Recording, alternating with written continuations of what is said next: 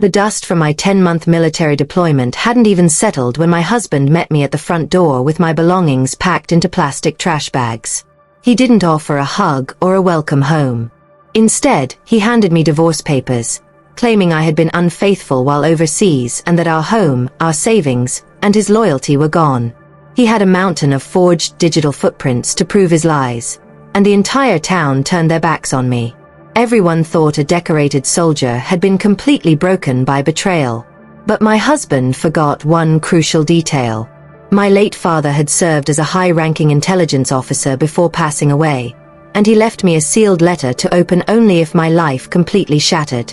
What was written inside didn't just expose my husband's twisted scheme, it entirely dismantled his life. Comment below with the city you are watching from, and let's begin. My name is Linnea. For nearly 10 months, I endured the grueling reality of a military deployment, surviving on dust, adrenaline, and the singular burning hope of returning to the arms of my husband, Garrick. Every exhausting night under a foreign sky, I comforted myself with the memory of our quiet suburban home and the life we had spent 5 years building together. But the moment the military transport dropped me off at our front curb, my beautiful dream mutated into a living nightmare. There were no welcome home banners, no tears of joy, and no open arms. Instead, I found Garrick standing coldly on the front porch, flanked by several heavy, black plastic trash bags packed tight with my personal belongings. Before I could even drop my sea bag, he stepped down the driveway and aggressively thrust a thick stack of legal divorce papers directly into my hands. His face was a mask of calculated malice as he loudly accused me of being unfaithful while overseas, claiming he had definitive proof of my betrayal. Within hours, I discovered he had systematically leaked fabricated message logs and carefully altered digital footprints to our mutual friends, neighbors, and my military colleagues. He had painted me as a deceitful traitor to our marriage while I was away serving our country. The smear campaign was so devastatingly fast and thorough that by nightfall, the entire tight-knit community had turned their backs on me, leaving me entirely isolated, deeply humiliated, and completely homeless in my own town. Humiliated, utterly exhausted, and with nowhere else to turn, I tossed the heavy plastic trash bags into the back of my truck and drove away from the only home I knew. I navigated the dark, winding roads out of town, heading deep into the woods until the headlights caught the silhouette of my late father's abandoned cabin. It was a rustic, isolated property that had sat empty since his passing 2 years ago. The air inside was cold and heavy with dust, but it was the only safe haven left to me. As I sat on the edge of an old cot, staring blankly at the floorboards while trying to process the sheer magnitude of Garrick's betrayal, my mind suddenly flashed back to a specific conversation I had with my father before his death. He had spent his entire career as a high-ranking intelligence officer, a man who saw threats long before they materialized. He had always looked at Garrick with a quiet, observant skepticism. I remembered the small, heavy biometric lockbox he had hidden beneath the floorboards of the master closet, telling me to open it only if my life completely shattered. With a surge of adrenaline, I rushed to the closet, pulled back the faded rug, and pried up the loose wood. There it was, a solid matte black safe. I placed my thumb against the biometric scanner. The indicator light blinked red for an agonizing second, then turned a solid green with a distinct, heavy click. Trembling, I lifted the lid and found a sealed envelope addressed directly to me, alongside a secured military-grade encrypted flash drive. I tore open the sealed envelope, my eyes filling with tears as I recognized my father's precise, military-style handwriting. The words inside immediately sent a massive shockwave through my chest. He wrote that from the very beginning, his intelligence instincts had flagged Garrick as an opportunistic parasite who was only interested in my military benefits and family inheritance.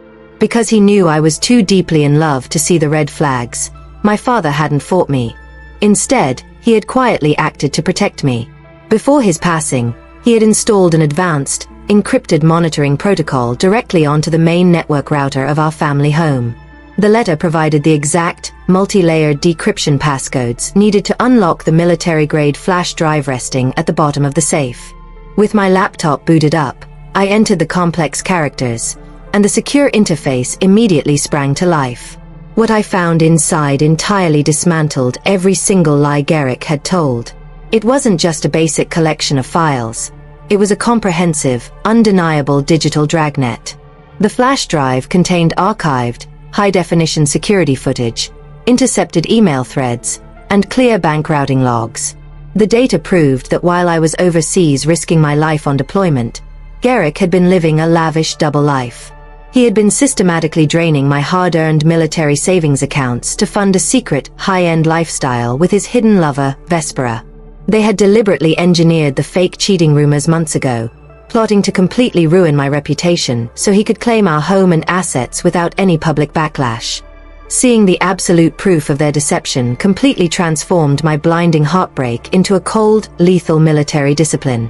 I knew that launching into an emotional, chaotic rage would only tip Garrick off, giving him the chance to delete his remaining accounts, shift the stolen money into offshore assets, or manipulate the local legal system before I could strike back.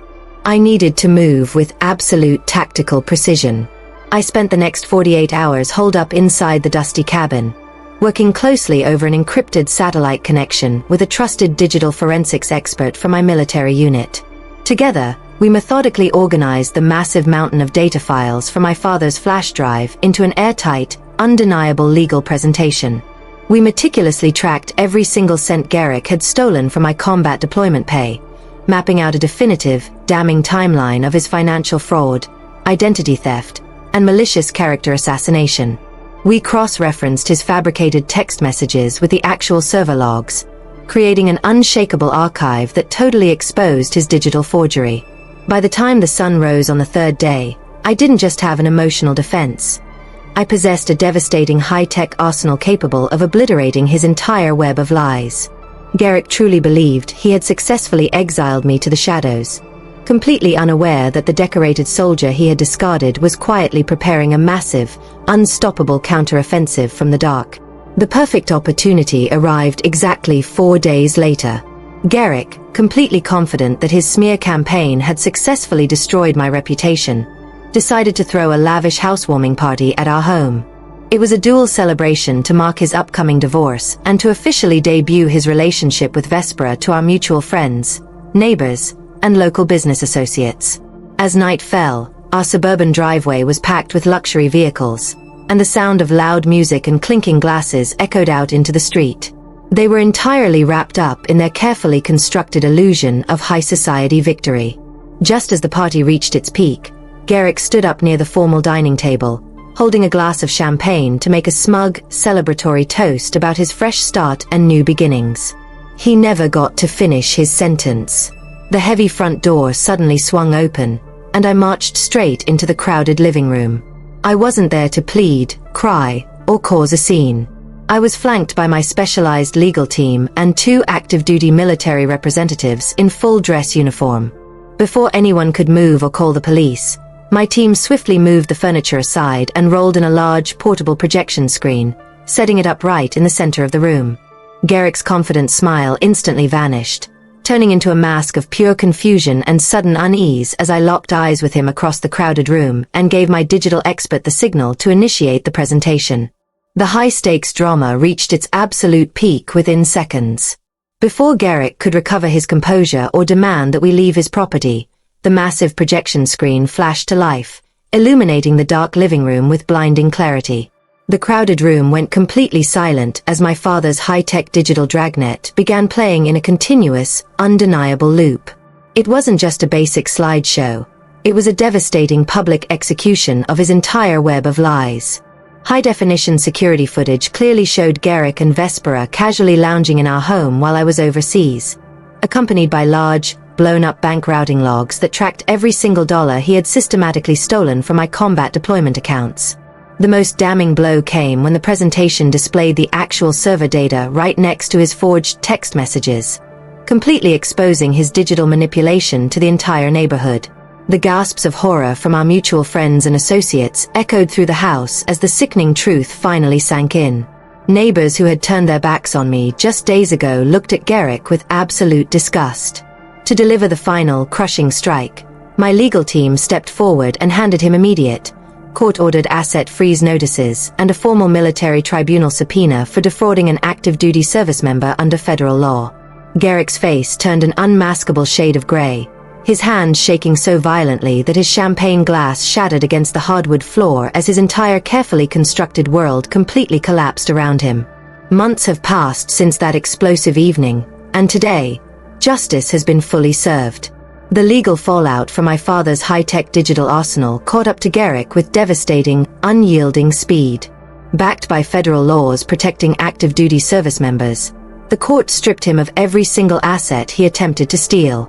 He was forced to file for a humiliating public bankruptcy to repay the thousands of dollars he embezzled from my combat pay, and he currently faces impending federal fraud charges. The moment his stolen funds dried up, Vespera abandoned him entirely, leaving him to face the ruins of his life completely alone. He now lives in a cramped, rented room on the edge of town, working a low-wage job just to cover his massive legal penalties. I have fully reclaimed my home, my hard-earned savings, and my unblemished military honor. Standing here on the porch of my father's cabin under a peaceful sky, I realize his final gift wasn't just a flash drive. It was a powerful reminder that truth, discipline, and legacy can pierce through the darkest deceptions. Now, I am incredibly curious about all of you who have followed my journey until the very end. What would you have done if the person who promised to protect your home tried to completely destroy your life while you were away serving your country? Would you have broken down under the weight of the lies? Or would you have dropped the hammer exactly the way I did? Comment your thoughts below in the comment section.